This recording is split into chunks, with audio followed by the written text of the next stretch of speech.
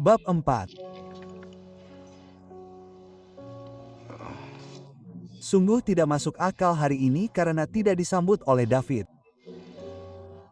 Dia selalu menemui saya di awal setiap kebaktian dan akan merindukan teman saya.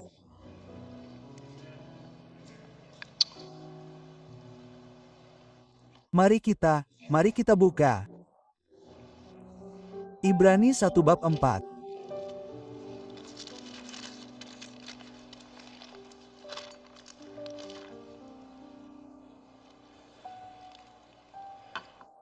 Dimulai dengan ayat 4. Karena di suatu tempat ia berfirman tentang hari ketujuh dengan cara ini, beginilah firman Allah, dan Allah berhenti pada hari ketujuh dari segala pekerjaannya. Dan di tempat ini pula, jika mereka masuk ke tempat perhentianku, karena sudah ditentukan bahwa sebagian orang harus masuk ke dalamnya, yaitu mereka yang kepadanya lebih dahulu diberitakan Injil, tidak masuk karena ketidakpercayaan. Ayat 8. Karena jika Yesus telah memberi mereka perhentian, tentu ia tidak akan berkata-kata kemudian tentang hari lain. Jadi masih tersedia suatu hari perhentian bagi umat Allah. Bukankah itu ayat yang bagus? Berapa banyak yang ingin berada di sana? Amin. Itu adalah sebuah perjalanan. Karena barang siapa telah masuk ke tempat perhentiannya atau tempat perhentian Allah, ia juga telah berhenti dari segala pekerjaannya, sama seperti Allah berhenti dari pekerjaannya. Karena itu marilah kita berusaha untuk masuk ke dalam perhentian itu, supaya jangan seorang pun jatuh karena mengikuti contoh atau kegagalan mereka yang dahulu tidak percaya. Sekarang mari kita buka Matius pasal 16.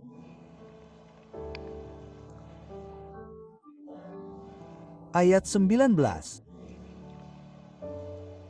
Kepadamu akan kuberikan kunci kerajaan surga. Disinilah tempat tinggal Allah yang sebenarnya. Apa yang kau ikat di dunia ini akan terikat di surga, dan apa yang kau lepaskan di dunia ini akan terlepas di surga. Lalu 2 pasal lagi ke pasal 18.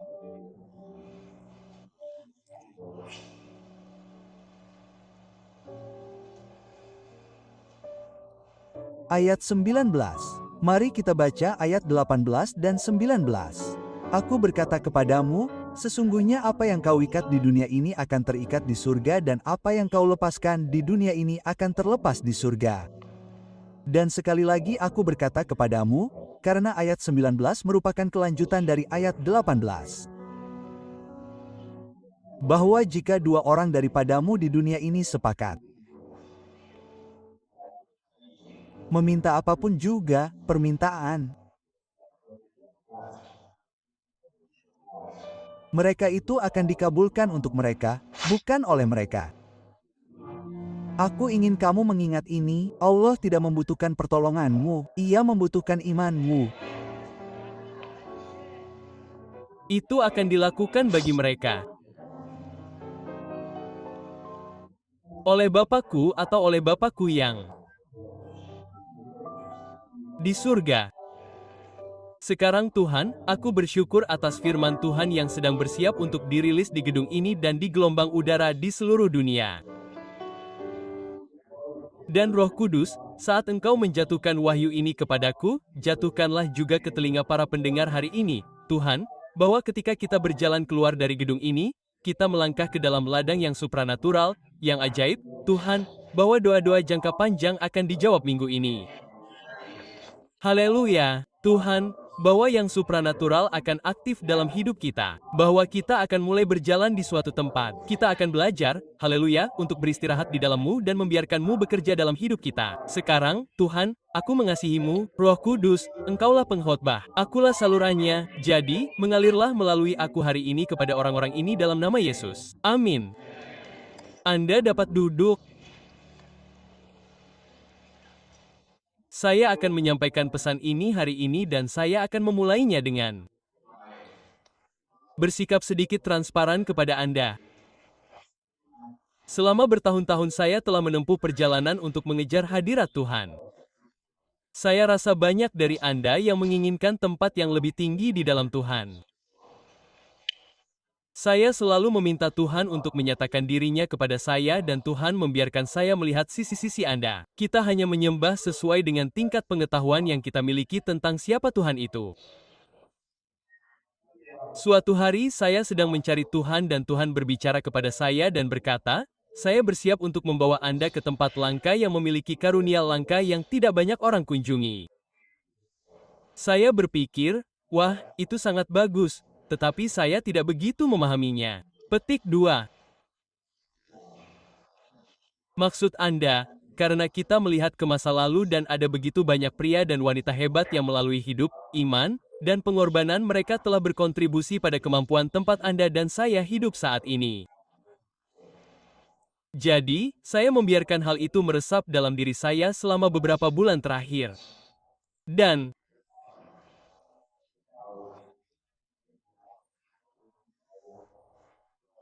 saya berdoa sekitar 3-4 minggu yang lalu dan saya hanya berdoa kepada Tuhan tentang banyak hal dan Anda tahu, dalam beberapa tahun terakhir ini kita telah melangkah ke alam yang sama sekali berbeda dan saya berbicara kepada Tuhan tentang sebagai pendeta gereja ini, saya merasa bertanggung jawab atas beban keuangan yang ada di dalamnya dan saya hanya terus berusaha dan Anda tahu, bekerja dalam roh dan percaya kepada Tuhan, Anda harus melakukan sesuatu. Anda harus menerobos dan kami percaya Anda akan melakukan ini dan saya bisa saja keluar dari doa dan saya merasa seperti saya belum benar-benar menerobos dan terkadang Anda akan pergi dan Anda merasa kebajikan Anda telah berkurang dan saya melakukan itu dan saya berada di tengah-tengahnya dan Tuhan berbicara kepada saya. Dia berkata Anda perlu belajar untuk beristirahat. Dan itu seperti lampu yang dinyalakan. Dan Tuhan berkata, ini bukan masalahmu. Petik 2. Dia berkata, Anda perlu belajar untuk beristirahat. Dan pada saat itu, dalam waktu doa itu, saya merasa Tuhan menyingkapkan kepada saya apa yang telah Dia bicarakan kepada saya. Dan saya merasa Tuhan mengangkat saya. Dan menempatkan saya di tempat yang tenang. Kita semua ingin melakukan itu. Dan ketika Anda membaca bagian Ibrani yang kita baca menurut kitab suci, satu-satunya cara agar Anda dapat masuk ke dalam perhentian Tuhan adalah melalui iman.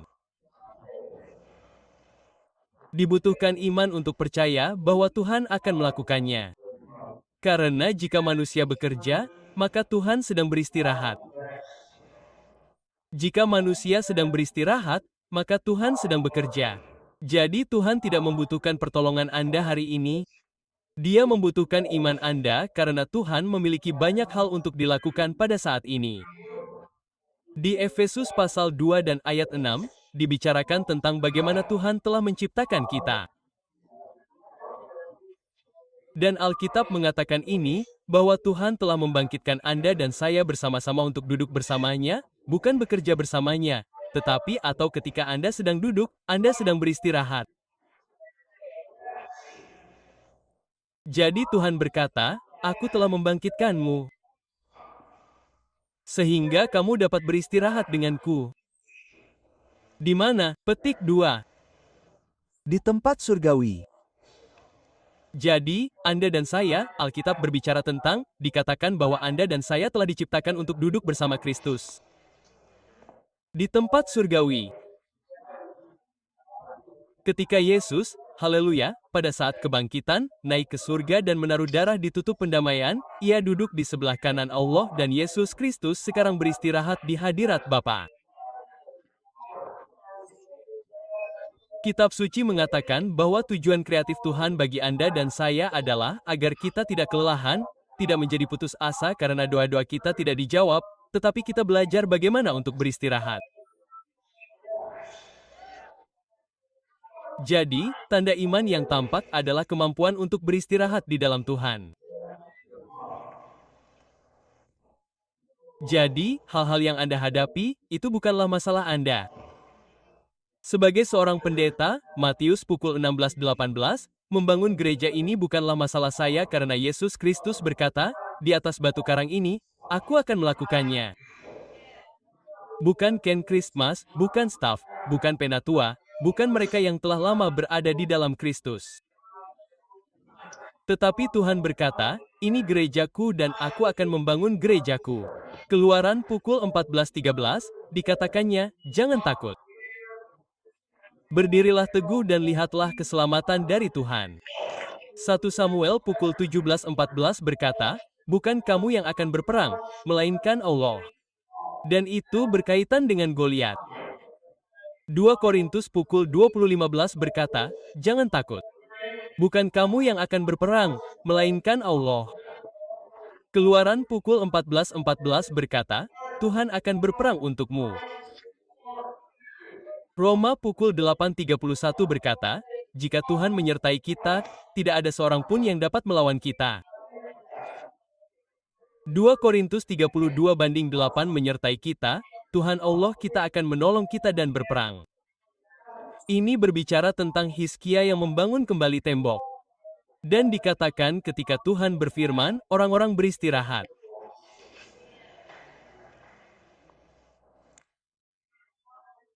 Alasan nomor satu orang menjadi putus asa adalah karena mereka mencoba mencapai sesuatu yang tidak pernah Tuhan berikan kepada mereka kemampuan untuk mencapainya. Dan Tuhan berdiri di sana dan berkata, aku bisa melakukan ini. Petik 2. Namun, kita begitu terperangkap dalam usaha kita sendiri sehingga kita membiarkan musuh menghentikan kita dalam tujuan kita karena ada beberapa hal yang tidak akan pernah bisa kita lakukan. Saya tidak punya 15 juta dolar.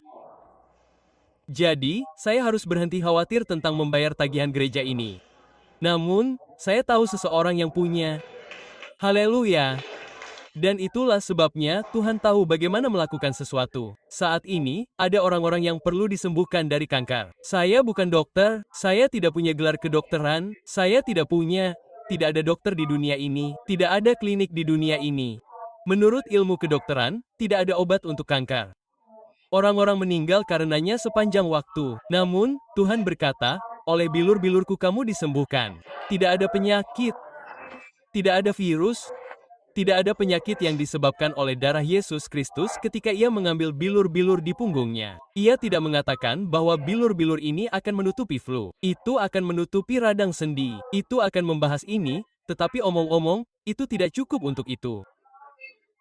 Tidak ada yang salah dalam tubuhmu hari ini yang tidak Tuhan miliki kemampuan ilahi untuk menjangkau dan menyingkirkan hal itu dengan kuasa Tuhan. Jika Tuhan ada di hadapan kita, tidak ada yang dapat melawan, berdirilah diam dan lihatlah keselamatan Tuhan. Aku akan pergi di depanmu. Aku akan berperang. Tidak masalah apa yang dikatakan neraka, tidak masalah apa yang dikatakan manusia, tidak masalah apa yang dikatakan bank. Yang ku tahu adalah Tuhan tidak dapat berbohong. Bagi Tuhan tidak ada yang mustahil. Firman-Nya tidak dapat mengembalikannya kepadanya dengan sia-sia. Dia adalah yang pertama dan yang terakhir. Dia sama, kemarin, hari ini, dan selamanya. Dia adalah batu karang sepanjang masa. Dia adalah garis keturunan Yehuda. Dia adalah air hidup. Dia adalah cabang. Dia adalah Raja segala raja dan Tuhan segala Tuhan. Dia adalah firman yang menjelma. Dia berdiri sendiri dan tidak ada yang seperti Dia. Haleluya!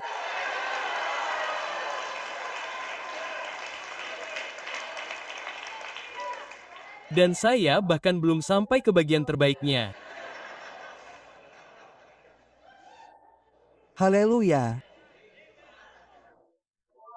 Jadi menurut Ibrani, ada suatu masa ketika Alkitab berkata bahwa pada hari ketujuh, Tuhan beristirahat dari semua pekerjaannya. Ini tercatat dalam Kejadian 2:2. Jadi setelah 6 hari dan Tuhan menciptakan manusia, Alkitab berkata bahwa Tuhan melihat segala sesuatu dan berkata, itu sungguh baik. Petik 2. Dan Alkitab berkata, Tuhan berkata, aku akan beristirahat. Nah, alasan Tuhan beristirahat adalah karena tidak ada yang tersisa untuk diciptakan. Segala sesuatu sudah lengkap. Dan tidak ada setan yang memiliki otoritas apapun. Tidak ada iblis, ada setan, tetapi dia tidak memiliki otoritas. Dia tidak memiliki kuasa. Jadi hanya kehadiran Tuhan yang berkuasa di sana. Jadi Tuhan berada dalam keadaan istirahat. Dan ketika Tuhan berada dalam keadaan istirahat karena segala sesuatu sudah lengkap, manusia yang diciptakannya berada dalam keadaan istirahat. Tuhan melakukan segalanya untuk Adam sebelum Adam diciptakan. Setiap pohon ditanam, setiap binatang diciptakan, seluruh langit diciptakan, air berada pada tempatnya, sungai-sungai memiliki ikan, semua itu. Tuhan tidak pernah kembali bekerja sampai manusia jatuh kembali atau jatuh ke dalam dosa. Dan ketika manusia jatuh ke dalam dosa, kuasa iblis kini lepas. Karena kita tahu ini, Adam menyerahkan otoritasnya kembali kepada iblis. Dan pengadilan surga mengakui fakta bahwa setan memiliki otoritas hukum atas bumi. Dan sekarang Alkitab berkata bahwa manusia adalah Tuhan yang berfirman kepadaku, dia berkata, dengan keringat di keningmu. Petik 2. Jadi dalam perjanjian lama, tidak ada istirahat. Karena darah Yesus belum tertumpah. Jadi Tuhan harus kembali bekerja untuk membela dan menjaga manusia. Yesaya 43 adalah pasal yang luar biasa. Pasal ini membahas tentang gereja. Pasal ini membahas tentang Tuhan yang akan melakukan hal baru. Namun Tuhan mengatakan ini dalam Yesaya 43:13. Dia berkata, "Aku akan bekerja." Siapa yang akan membiarkan? Jadi Tuhan berkata, "Aku akan melakukannya." Adakah yang akan membiarkanku bekerja? Adakah yang akan meletakkan sekopnya, meletakkan pedangnya, dan berdiri diam, dan berkata, "Tuhan, Engkau berkata Engkau akan bekerja. Jadi, saya akan melepaskan tangan saya dari hal ini, dan saya akan membiarkan Anda melakukan apa yang ingin Anda lakukan." Petik 2. Sekarang, kita tahu Tuhan dapat melakukan hal-hal yang menakjubkan karena Dia telah membuktikannya saat penciptaan.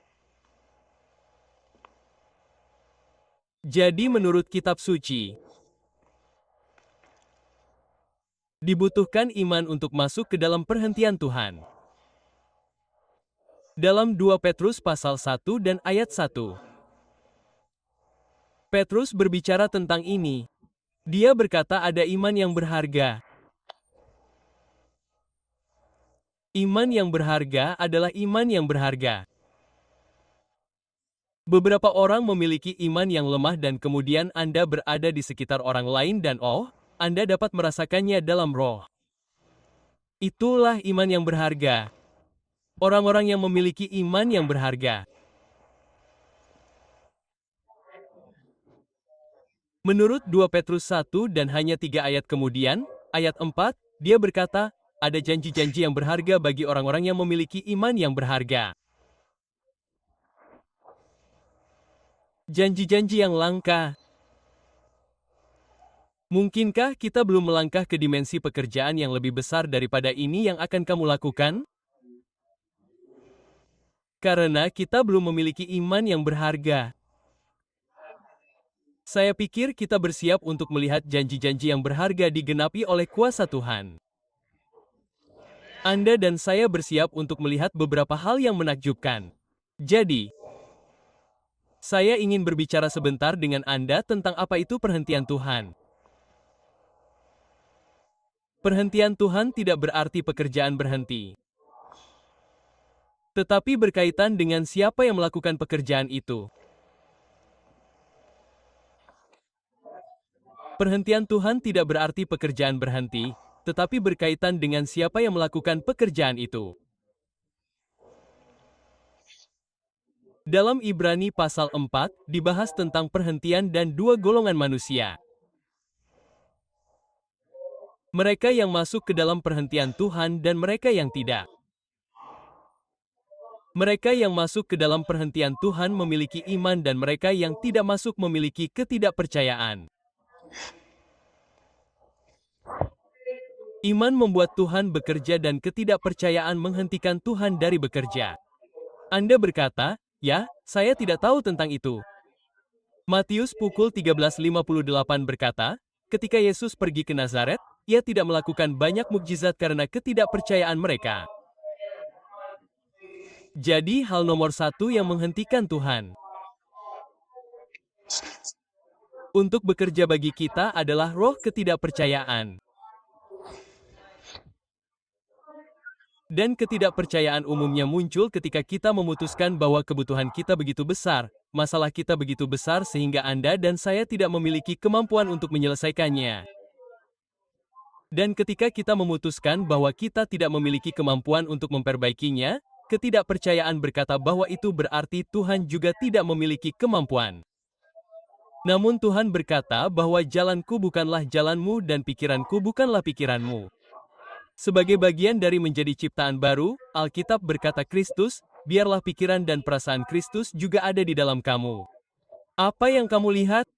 Apakah kamu melihat ombak? Apakah kamu melihat Yesus? Apakah kamu melihat ikan-ikan kecil dan roti-roti kecil? Atau apakah kamu melihat haleluya kepada Sang Guru? Apakah kamu melihat gunung? Atau apakah kamu melihat Dia yang menciptakannya? Haleluya! Apakah kamu melihat yang mustahil? Atau apakah kamu melihat Tuhan yang berkata bagiku tidak ada yang mustahil? Karena Tuhanku sanggup melakukan jauh lebih banyak dari yang kamu minta atau pikirkan. Ditekan, diguncang, ditumpuk, dilindas. Tidak ada gunung di gedung ini hari ini yang tidak memiliki otoritas ilahi untuk menatap matanya dan berkata, "Enyahlah." Petik 2.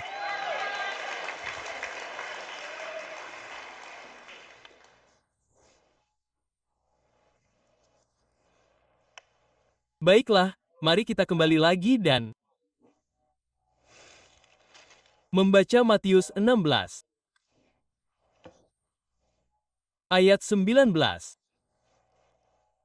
Kepadamu akan kuberikan kunci kerajaan surga. Kerajaan Allah berbeda dengan kerajaan surga. Kerajaan Allah adalah pengaruh dari kerajaan surga di bumi.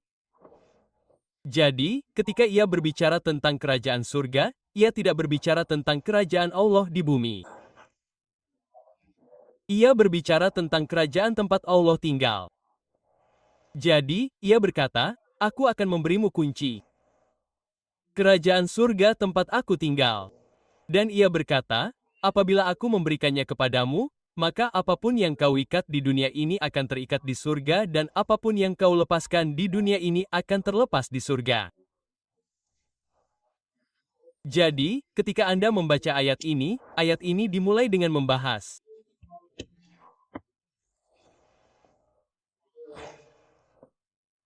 kerajaan surga dan kunci-kuncinya.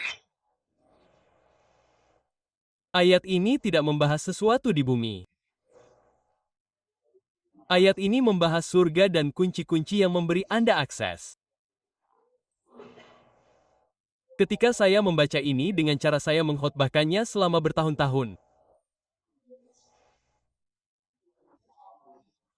saya selalu memikirkan ayat ini dalam konteks bahwa Tuhan berkata jika saya mengikat setan di bumi, mereka akan terikat di surga dan jika saya melepaskan sesuatu di bumi, maka mereka akan terlepas di surga. 2.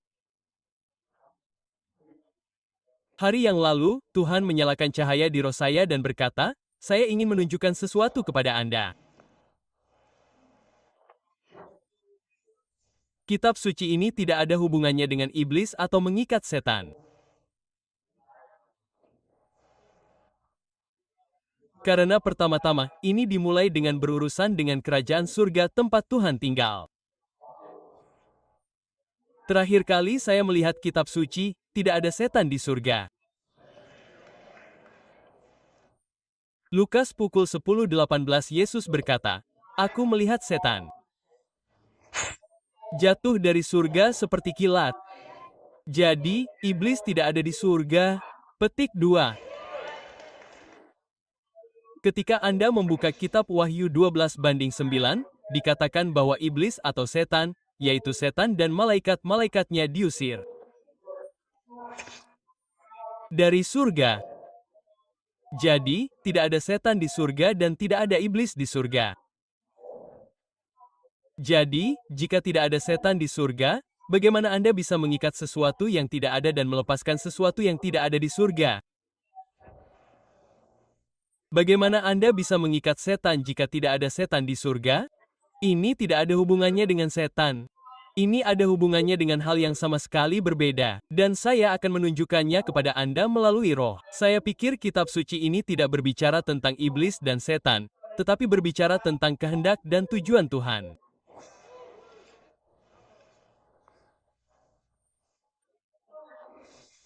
Ketidakpercayaan adalah satu-satunya hal yang mengikat Tuhan untuk bekerja di bumi.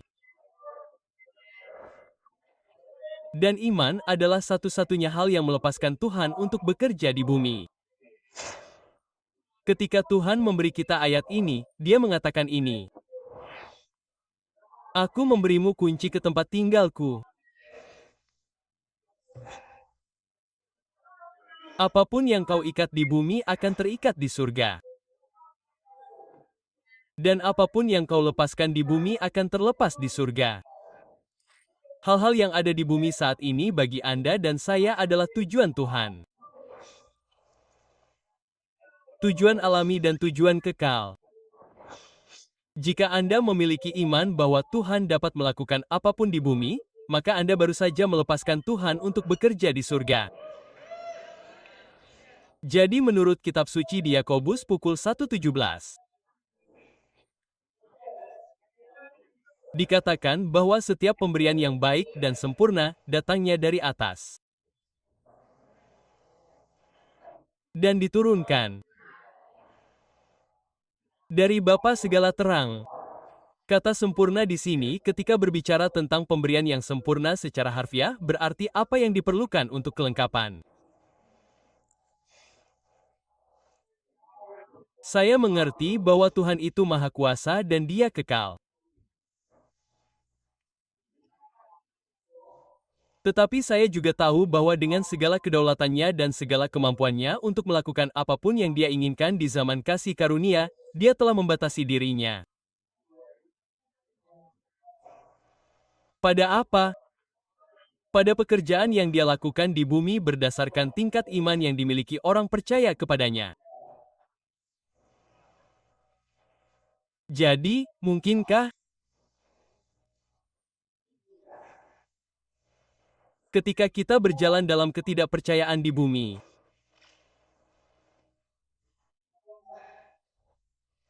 ketika kita membiarkan musuh menguasai kita dan berpikir, wah, ini terlalu sulit bagi Tuhan. Padahal sebenarnya tidak ada yang terlalu sulit bagi Tuhan. Kita membiarkan ketidakpercayaan menguasai kita. Ketidakpercayaan itu kemudian mengikat. Tujuan, jawaban, dan karunia Tuhan di surga. Inilah sebabnya Dia berkata, apapun yang kau lepaskan di dunia ini akan terlepas di surga. Apapun yang kau ikat di dunia ini akan terikat di surga. Petik 2. Jadi ketika Anda mengikat tujuan Tuhan dengan ketidakpercayaan di bumi, maka Anda mengikat jawaban Tuhan di surga.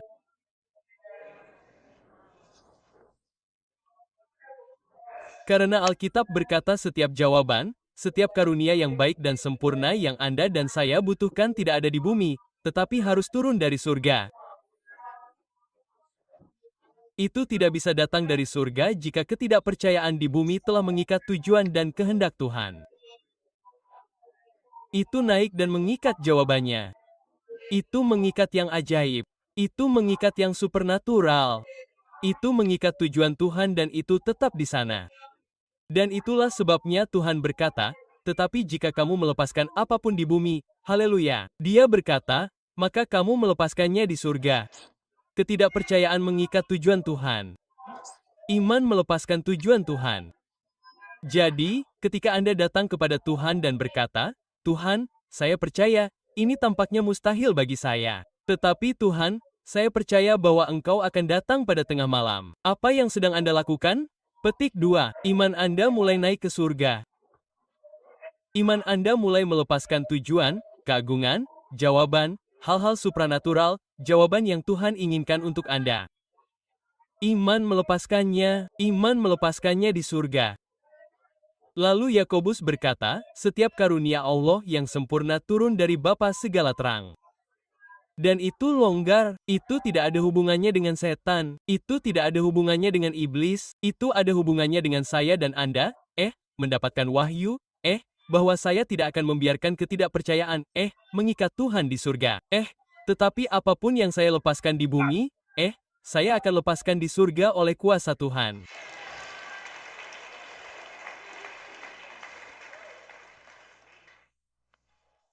Tuhan harus dilepaskan di bumi oleh iman kita sebelum Dia dapat dilepaskan di surga untuk bekerja bagi kita. Orang-orang berkata, "Ya, saya tidak tahu mengapa Tuhan tidak akan datang. Karena Anda mengikatnya." Benar, ayolah. Tidak ada yang tahu berapa kali saya telah mengikat Tuhan. Jadi sekarang ini kembali ke iman yang berharga dan janji-janji yang berharga. Ini kembali ke Tuhan yang berbicara dalam Ibrani. Dia berkata satu-satunya cara Anda akan mampu memiliki iman yang besar, Anda harus belajar untuk masuk ke tempat perhentian. Mengapa? Karena Alkitab berkata bahwa ketika Anda dan saya masuk ke dalam perhentian Tuhan, kita berhenti, kita menghentikan usaha kita sendiri, pekerjaan kita sendiri, dan kerja keras kita sendiri. Dikatakan bahwa saat ini lebih banyak pria yang meninggalkan pelayanan daripada sebelumnya. Tahukah Anda mengapa? Karena selama puluhan tahun kita telah mencoba membangun gereja tanpa pertolongan Tuhan.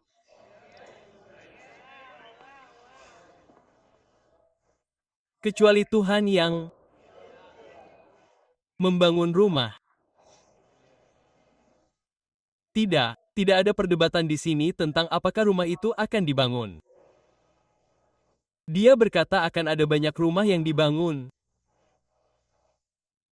Tetapi satu-satunya yang akan berhasil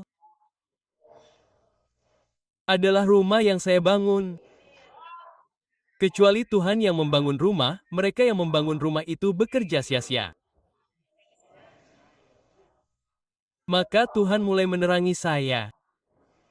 Dia berkata, "Nak, jika kamu mau belajar untuk beristirahat dan berhenti mencoba melakukan ini sendiri, dan duduklah di tempat surgawi seperti yang aku ciptakan untukmu." Katanya, ketika kamu beristirahat, aku tidak dapat menahan diri. Kamu membuatku bekerja. Jika Tuhan, haleluya, berjalan di depan kita,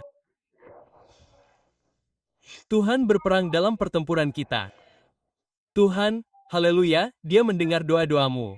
Ini bukan tentang apakah Tuhan mendengar doa-doa saya atau mungkin Tuhan tidak tahu kebutuhan saya.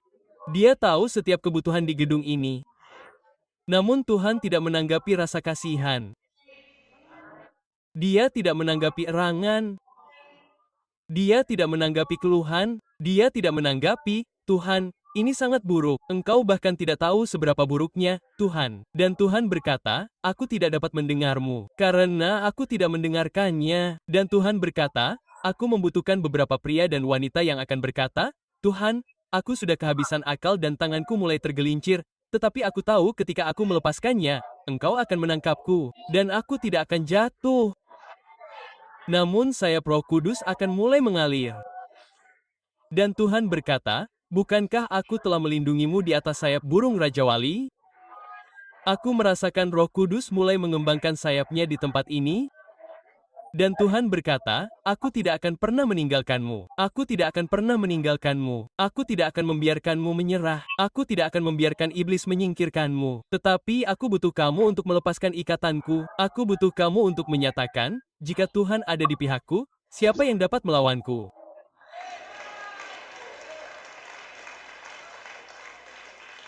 Tuhan tidak terkesan dengan angka. Dia tidak terkesan dengan bakat. Sebagian dari masalah gereja adalah kita mencoba membebaskan orang-orang di dunia dengan menawarkan hal-hal yang sama yang mengikat mereka. Aku akan mengatakannya lagi. Gereja gagal karena kita mencoba membebaskan orang-orang dari ikatan dengan menawarkan hal-hal yang sama yang mengikat mereka. Aku tidak butuh seseorang yang melakukan tarian striptease chip and dale di tempat suci. Karena bagaimana jika aku mendapatkan seseorang yang berkecimpung di industri itu yang ingin dibebaskan? Aku tidak butuh haleluya untuk menawarkan mereka sedikit rasa dosa, untuk memberitahu mereka, maukah kamu datang ke rumah Tuhan? Yang aku butuhkan, haleluya, adalah Tuhan menunjukkan kepada mereka melalui kuasa-Nya bahwa kehadiran Tuhan dapat membebaskan mereka dalam nama Yesus. Aku butuh beberapa orang di gedung ini yang mengeluarkan pisau iman rohani dan berkata, aku akan melepaskan benda ini. Aku akan melepaskannya, Tuhan. Tuhan berkata, aku harus melepaskannya. Tuhan berkata, jika kau melepaskanku, haleluya, aku akan bangkit dari tataku dan aku akan mulai turun melalui tangga surga dan aku akan muncul di tengah-tengah nerakamu dan aku akan mengubah neraka menjadi surga dengan kuasa dan kemuliaan Tuhan.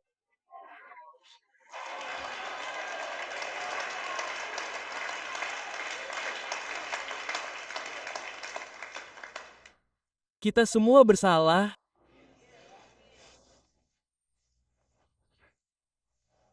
Jadi, sementara kita semua bersenang-senang, iblis, aku mengikatmu dalam nama Yesus.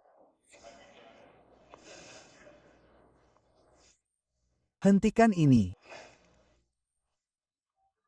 Tuhan berkata, aku sudah mengikatnya. Petik 2. Dia bukanlah masalahnya. Kau punya begitu banyak tali ketidakpercayaan yang mengikatku. Dan aku perlu mengambil pisau iman. Apa pisau iman itu? Kau menemukannya di tangan seorang lelaki tua yang berusia sekitar 125 tahun bernama Abraham. Dan dia bersiap, haleluya, untuk mengambil langkah iman. Dan dia berkata, jika aku membunuh anakku lalu membakarnya sebagai kurban bakaran kepada Tuhan, iman, haleluya, akan mengambil abunya dan menyusunnya kembali. Petik 2.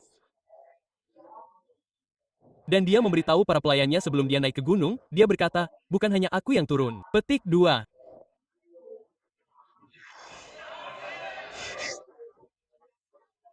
Dia berkata, aku akan naik untuk beribadah, tetapi aku dan anak laki-laki itu akan turun kembali. Haleluya. Dapatkah aku nyatakan hari ini dalam nama Tuhan? Cabutlah pisau imanmu dan mulailah berkata kepada Tuhan, Tuhan, aku melepaskanmu. Aku melepaskanmu dalam duniaku yang tidak mungkin. Aku kehilanganmu dalam penyakitku. Aku kehilanganmu dalam situasi keuanganku. Aku melepaskanmu dalam anak-anakku. Kamu tidak dapat memperbaiki beberapa hal.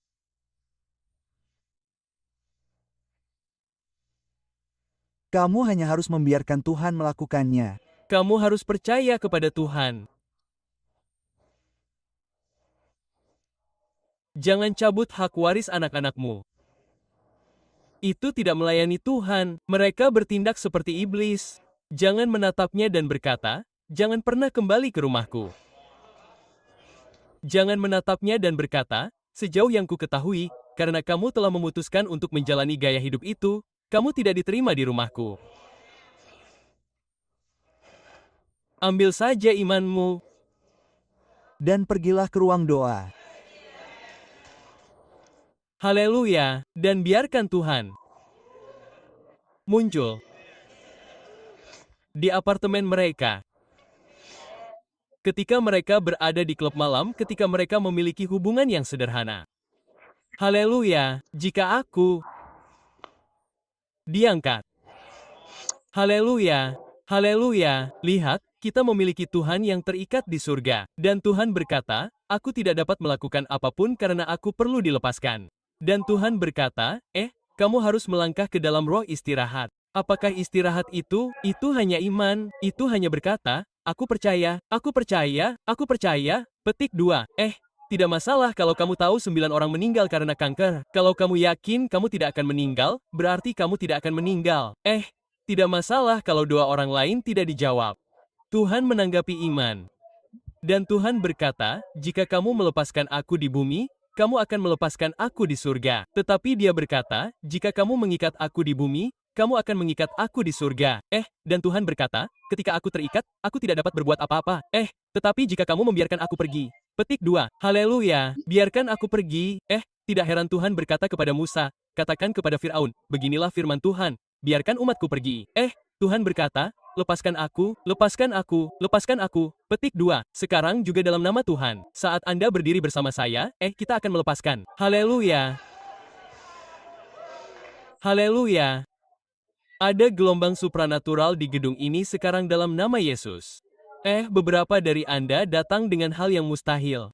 Tetapi Tuhan berkata ini minggu ini dalam 7 hari ke depan firman Tuhan jika Anda akan mencabut pisau iman Anda, Tuhan berkata dan lepaskan saya dengan roh iman Anda, saya akan pergi di depan Anda dan saya akan melakukan hal-hal yang menakjubkan.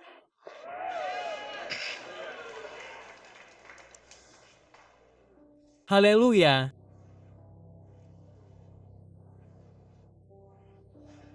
Jika Anda memilikinya, saya tidak akan meminta mitra doa sekarang karena itu antara Anda dan Tuhan. Mitra doa Anda tidak dapat memutuskan tali Tuhan untuk Anda. Anda harus melakukan ini.